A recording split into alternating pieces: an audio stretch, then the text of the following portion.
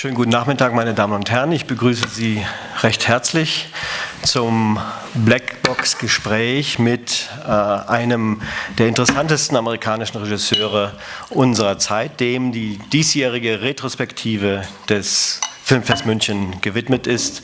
Bitte begrüßen Sie Todd Haynes.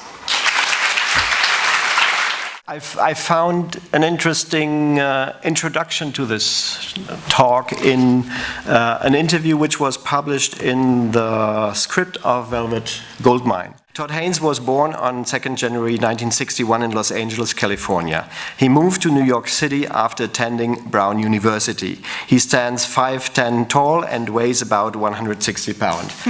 A little more now. Okay, all right. No. His eyes are green, his hair dark blonde.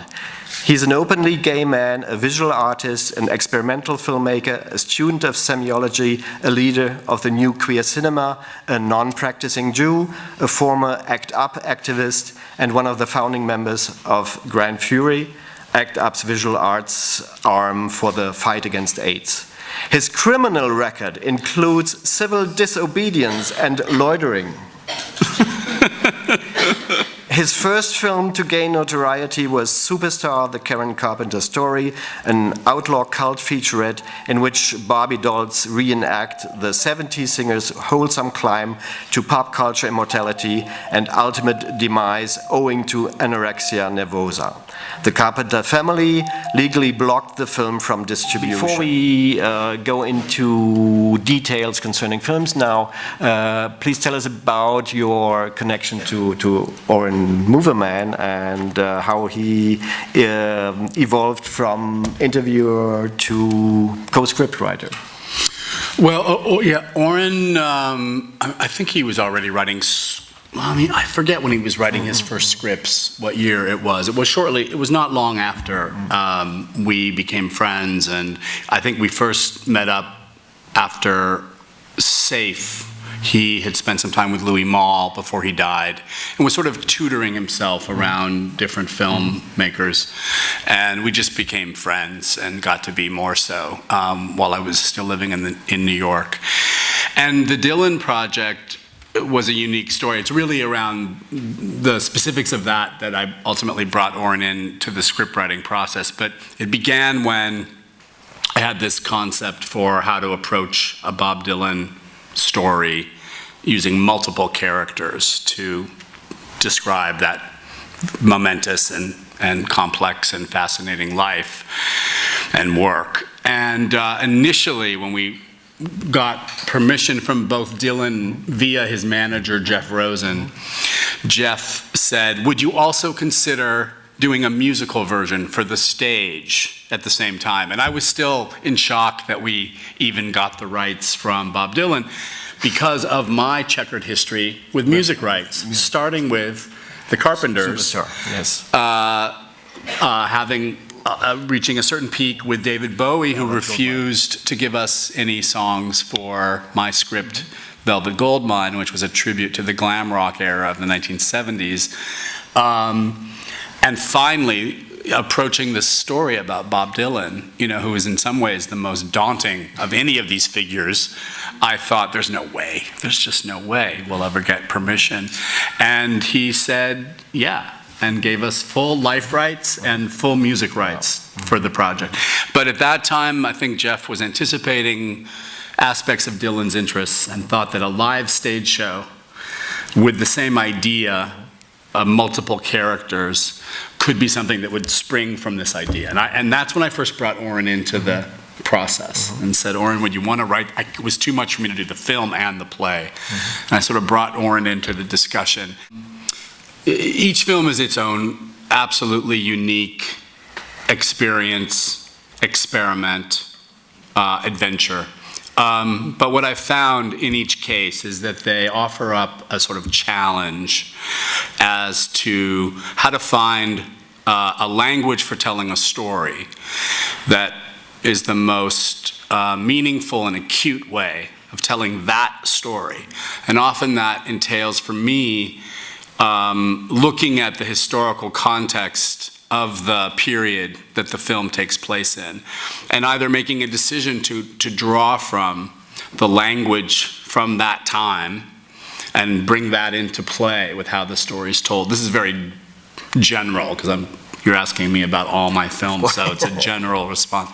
But I also find that from a purely sort of a level of craft and of learning, that each time that offers me an amazing opportunity to learn about a specific era, its colors, its customs, its clothing, its language, its dialect. That's been true even for a film like Safe, which I made in 1995, which was just coyishly set back in 1987. So it was still reframed back 7 years from the time that we actually made the film. But to me, they become frames that enable an audience to consider the context around which you're telling a story, and hopefully invite a dialogue about where we are today and where we were then. Say that there are films of mine that fall into sort of one of two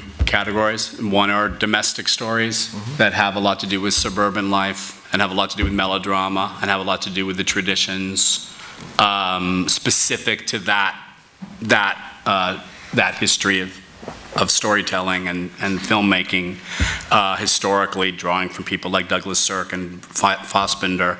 And the others are these, and they are about often female subjects, and they are often perhaps one might call more pessimistic films that describe the constraints, social constraints that hold people into various milieus and prejudices that limit their freedoms as individuals. The other category are more films about artists and people who challenge those limits more flamboyantly and more fearlessly for whatever reasons are accorded them, and that would be true for Velvet Goldmine, which explores the glam rock era of 1970s London and the sort of love affair between the U.S. and the U.K. And I'm Not There. And in some ways, Superstar kind of embodies both. For example, in Daddy Gets Spanked, the boy is just remarkable. Yeah. And how much how many autobiographical elements can we see in those scenes or in those characters?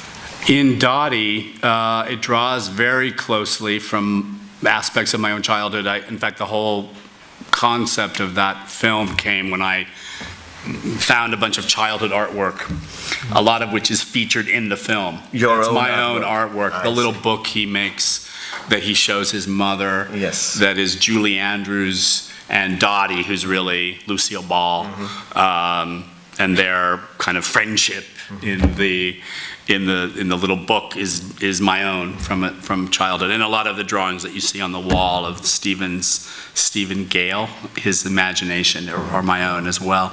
And I was a kid who was I grew up in Los Angeles. I was lucky enough to get obsessed with Lucille Ball and make my own little books and stories. And then my parents met her agent at some event, and we were invited to visit the set of the Lucy show, and I brought my book, and I handed it to Lucy, and she was like, "Oh, thanks, kid." She was a cool thing about each of these films that we're talking about, and the way I love to work is that you almost set up a rule book for yourself that has as much to do with how the story is told narratively, how the actors should perform their characters, what's the acting styles that you're referencing, as it is a sort of style book.